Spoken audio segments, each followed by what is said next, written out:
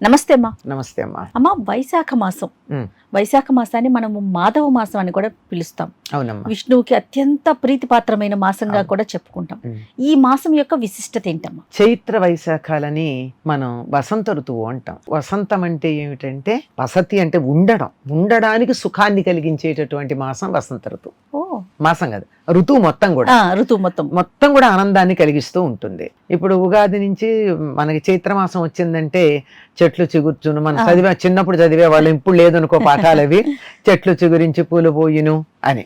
చక్కగా చెట్లకి పూలు ఉంటాయి, వాతావరణం బాగుంటుంది, ఆహ్లాదకరంగా ఉంటుంది, ఎండలు ముదరవు, చలి ఉండదు, వానలు పడవు, పంటలు ఇంటికి వచ్చి ఉంటాయి. పూర్వం చక్కగా ప్రతి సంవత్సరం కూడా క్రాప్ హాలిడే తీసుకునేవాళ్ళు రైతులు. పంటకి మధ్య ఖాళీ ఉండేదేమో, పొలం చక్కగా బాగుపడేది.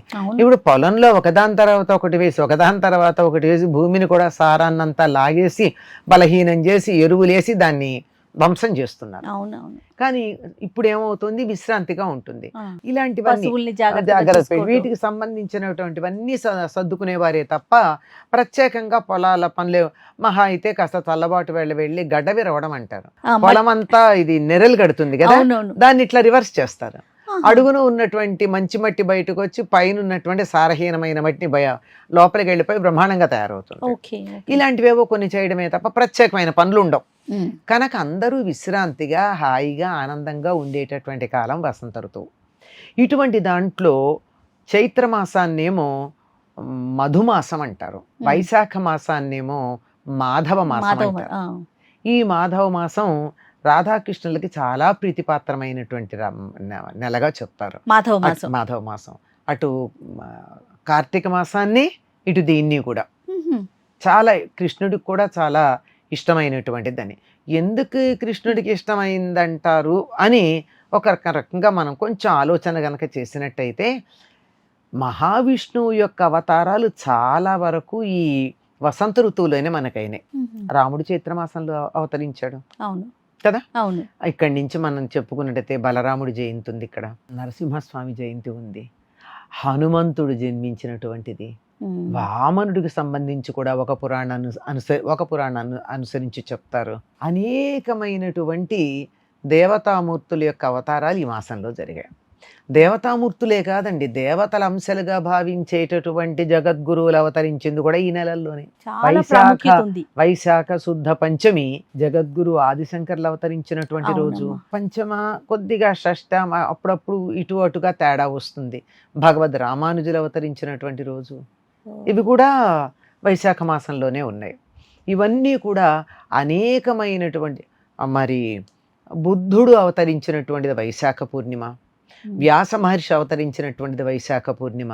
ఇలా మహానుభావులైనటువంటి వారందరూ అవతరించినటువంటి మాసం గనక వైశాఖ మాసం చాలా పరమ పవిత్రమైనటువంటి మాసంగా చెప్తారు.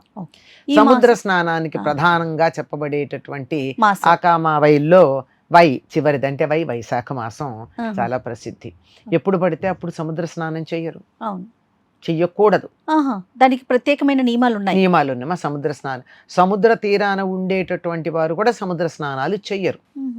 ఏదో చేపలు పట్టుకునే వాళ్ళు నీళ్లల్లోకి వెళ్ళి పడవ తోసుకుంటూ ఆ ఉప్పు నీళ్లల్లో ఉండగలిగి పని కోసం వెళ్ళే వాళ్లే తప్ప, సంకల్పం చెప్పుకొని సముద్ర స్నానం చేసి మేము పవిత్రమవుతాం అనుకునేటటువంటి వాళ్ళు మాత్రం సముద్ర స్నానం చేసేది ఆషాఢం, కార్తీకం, మాఘం, వైశాఖం, ఈ 4 నెలల్లో పూర్ణిమల నాడు చేస్తారు.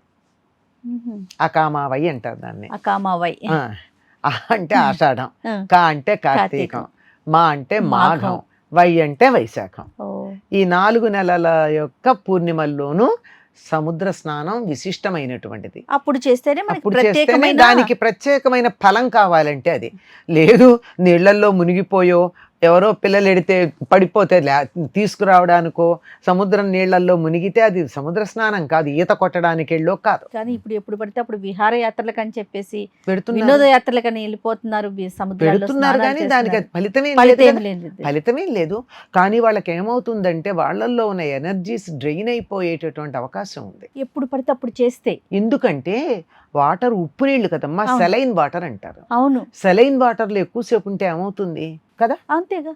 అది ఆ. ఆలోచించండి. కాబట్టి ఈ ఎక్కువ మాసం మంచిది కాదు. ఉమ్, ఇప్పుడు అయ్యాక కూడా ఈ సముద్ర స్నానాలు చేసి ఈ వినోదయాత్రలు బాస్కింగ్ అది చేస్తారు కదా ఇతర అవును, దేశాల్లో, అవును, అలా చేసినటువంటి వాళ్ళంతా కూడా యువతలకు వచ్చి మామూలు స్నానాలు చేస్తారు, మీరు గమనించారు? అవును, అవును, అవును, చెయ్యాలి కదా. అవును. మరి మనం ఈ పుణ్యం కోసం చేసే స్నానాల్లో యువతలకు వచ్చి మామూలు స్నానం చేయంగా. అమ్మ, కార్తీక మాసంలో మనం కార్తీక పురాణాన్ని ఉమ్. శ్రద్ధగా వింటాము. ఉమ్. మరి వైశాఖానికి సంబంధించి ఎలాంటి పురాణాలు వినాలి?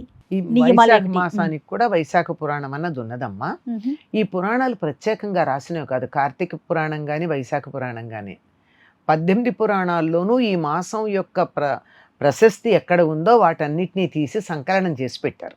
ఓహో. వైశాఖ మాసం గొప్పతనం ఇది అని చెప్తే అది వైశాఖ పురాణం అయింది. ఉమ్, కార్తీక మాసం యొక్క గొప్పతనం గురించి చెప్పింది కార్తీక కార్తీక పురాణం పురాణం అయింది. అయింది. కార్తీక పురాణాలు రెండు ఉంటాయి మనకు, అందుకే అవును, స్కాంద పురాణంలో ఉన్నది ఒకటి, పద్మ పురాణంలో పద్మపురాణం. ఉన్నది ఒకటి, అవును.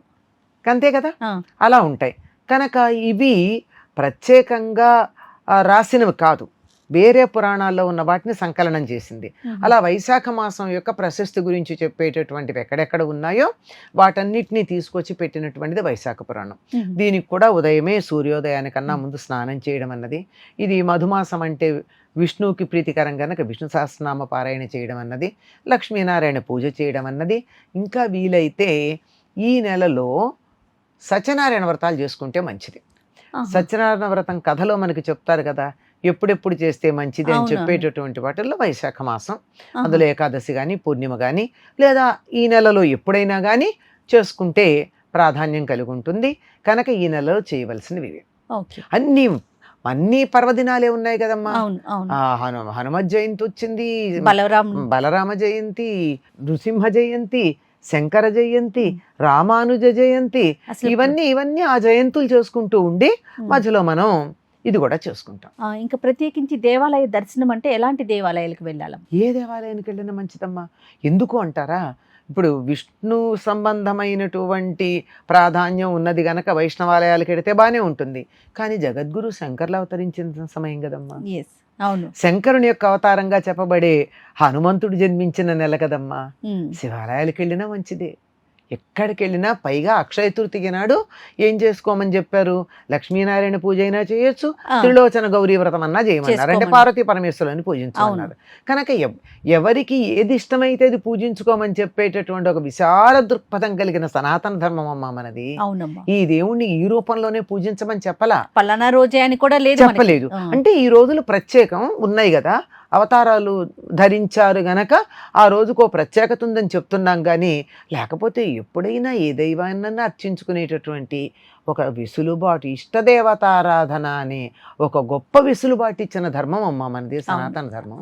ఎంత వీటితో పాటు గొప్పది. విష్ణు సహస్రనామ పారాయణం కూడా చెప్పాను చేయమంటారు. కదా, అవును. విష్ణు సహస్రనామ పారాయణ, దాంతోపాటు లక్ష్మీ అమ్మవారిని పూజించటం, లలితా రహస్యనామ సహస్ర పారాయణ చేసినా మంచిదే.